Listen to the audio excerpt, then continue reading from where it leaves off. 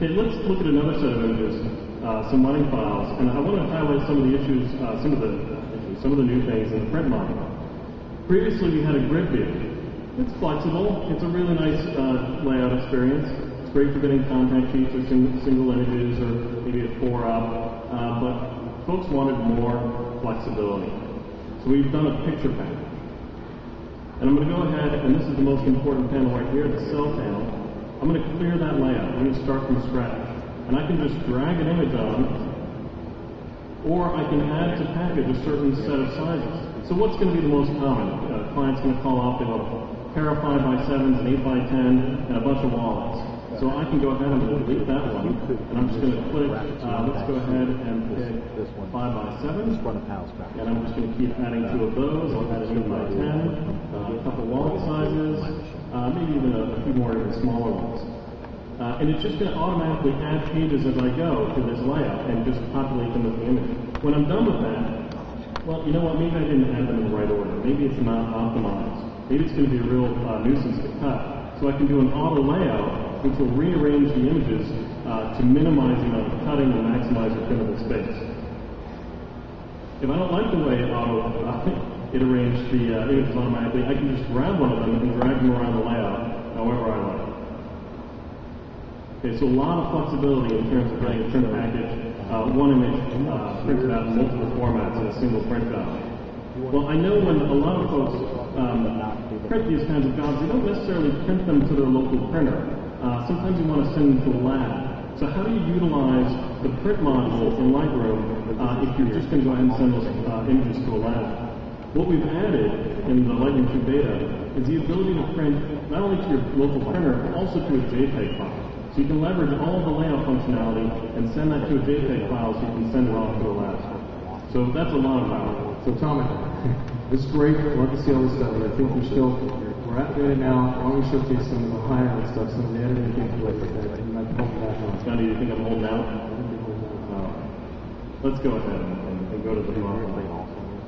Let's pick an image first.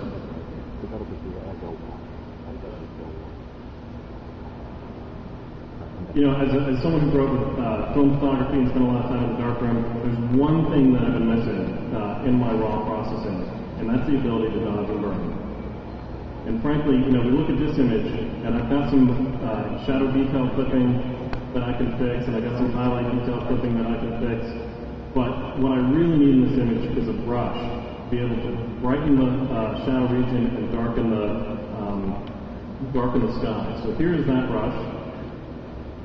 And I'm going to go ahead and create a new mask. I'm going to do a plus exposure brightness. We'll look at my brush size, that's about right. I can adjust that to whatever I want. I'm going to go ahead and apply that to the image. I'm just going to brush and lighten up some of that area. If I go too far, I'll use the option key. Remove some of that work. Now I'm going to darken in the sky, so I'm going to click new. I'm going to do a minus exposure. Again, just a nice brush.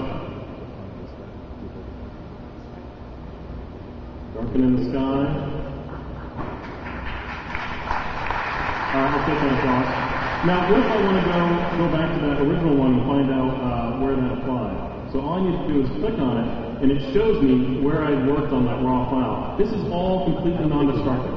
This is all using metadata, and this is all imminently re-editable. So you can just go back and do it over and over again. You're never touching the original raw file, and it's completely non-destructive. But it also has a great deal of precision. So let's go in and let's do one more adjustment. Okay, this is where the 64-bit capabilities of Lightroom 2 really come into play. You're doing a lot of processing using. Did you say 64-bit? Not 32, not 16, but 64-bit.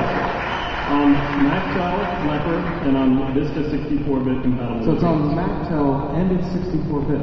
Yes. Wow, so it's running on Leopard 64-bit today. Do you know of any other applications doing that today? You know, I don't. Just one right there. Okay. It's a new bit of first. It's good news. Let's go in and let's just do one more, and I'm going to do a plus saturation on these bandits. Now, one of the reasons I think I got into photography is because I could never color within the lines. So let's go ahead and use auto mouse.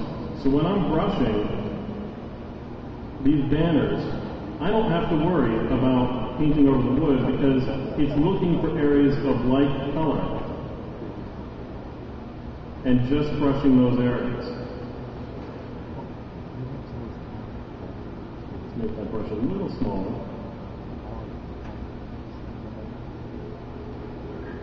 And when I'm done, I can go ahead and click on that. Maybe I want to increase the clarity of that region as well. And you can see I'm just creating a mask to cover the banners. So let's look at the before and after. Clearly, localized correction gives you the power and flexibility in a non-destructive workflow to edit your images. These are the fundamental photography tools that we all are used to in a film-based environment that are now available at your fingertips in a non-destructive raw workflow. And of course, also works for JPEG and TIFF files as well. I'm going to bring back to the library, and I want to talk a little bit more about the beta experience. I do want to caution you, this is a beta. We're not going to upgrade 1.0 libraries into the 2 beta. We don't want people merging their lifetime of work into a test application.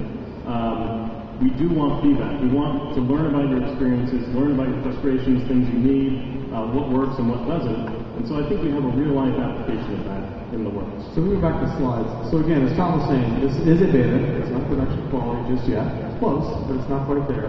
So we are still doing the feedback, and that's why we're opening the beta to everyone. So what I want to do now is actually talk about